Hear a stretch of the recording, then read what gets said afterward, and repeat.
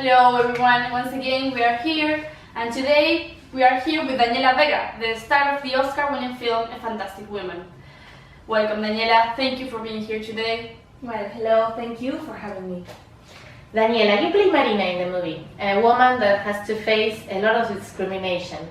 Is this something you can relate to, growing up as a transgender woman in Chile? Well, of course, I faced a lot of discrimination in the past, but thankfully I have found a way to create art with that dark. Amazing. And have you always been interested in acting as a career? Well, I've always known that I wanted to do something artistic with my life, and actually I started as a singer. That helped me a lot to cope with the discrimination I had to face. Yes, to all those who are watching us here today, Daniela is a lyrical singer, a mezzo-soprano to be more specific. Please tell us how this has helped you to cope with this discrimination. Well, I discovered some time ago that singing was the only way to hush the voices that criticized me and bullied me because of my femininity. When did you know, or when did you realize that you didn't identify with the sex that you were assigned when you were born? When I was a child.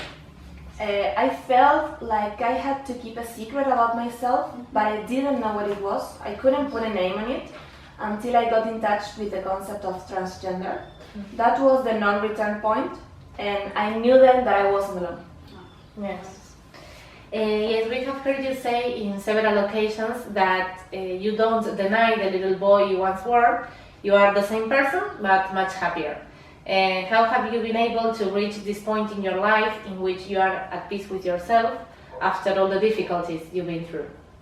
I have an amazing family that loved me and supported me since all this process I've been through, and I have always worked in places that respected me and cherished me, and I think that was the thing that made all the difference. Yes. Because nowadays, transgender and transsexual women are killed because of their choices, and I believe that I am one of the lucky ones.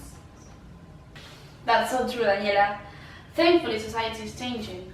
We know that after your movie and after your speech in the Oscars, the Chilean government has labeled the gender identity law as urgent.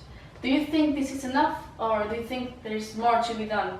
Well, I strongly believe that everyone should be able to identify with the gender they feel. So I also believe that we need more education about this matter, because the cipher of trans children committing suicide is huge, because they don't have anyone who supports them or explains to them what they feel. So I think that it's more to be done. Yes. Yes, thank you so much, Daniela, for being here today and for sharing your amazing opinions. Can we ask a last small favor of you? Can we ask a last thought about this matter? Okay. Well, all the daily troubles I and all the trans community go through every day have a political root, that's for sure. And we don't enjoy the same rights as everyone else.